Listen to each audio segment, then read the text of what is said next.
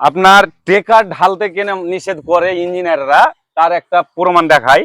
এই যে দেখতে পাইছেন কিভাবে ধরেন টেকার থেকে এই ঢালাইটা কালকে হয়েছে, শাটার বোর্ড ভিড়িয়া কিভাবে ফেটে গেছে।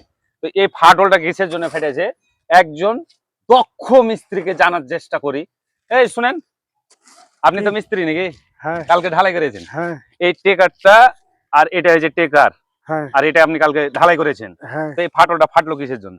ও ফাটলো কিসে লেগে, মানে হ্যাঁ এটা হ্যাঁ বাইরে তো কুম্বু লাগা যাবে না দোতলার উপরে, হ্যাঁ তখন এটাকে এদিকে মেলাহানি বেশি করে টাইনে থুই, হ্যাঁ, বেশি টাইম থুইয়া লাগে। ঢালাই করি। হ্যাঁ কইরা যখন এটা বাঁশ দিয়ে জোরে করে ঠেলা দিন, হ্যাঁ তখন এদিক চালন দেয়, হ্যাঁ তখনই এটা ফাটে। হ্যাঁ, সব চাইতে ভুল হয়েছে এটাই। এই যে আপনার বাইরে তো গভীরতা প্রচুর, বাইরে থেকে তো ঠেলা দেওয়া যাবে না।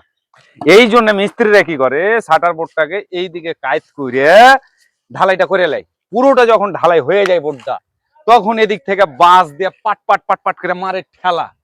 ওই ঠেলার কারণ থেকে এই যে জয়েন্টটা ফেটে গেছে। এখন আমি যদি থাবা মারি তো এই জায়গাটা কাঁপছে, দেখতে পাওয়া যাচ্ছে। এই যে দেখতে পাইছেন কাঁপছে। হ্যাঁ, তাহলে এটা কি হয়েছে, এই পিলারটাতে লোড লিবে না। কিন্তু আপনাকে সঠিক পরামর্শ কোনটা, বোর্ড ঢালার আগে আপনাকে সাইল করে নিতে হবে।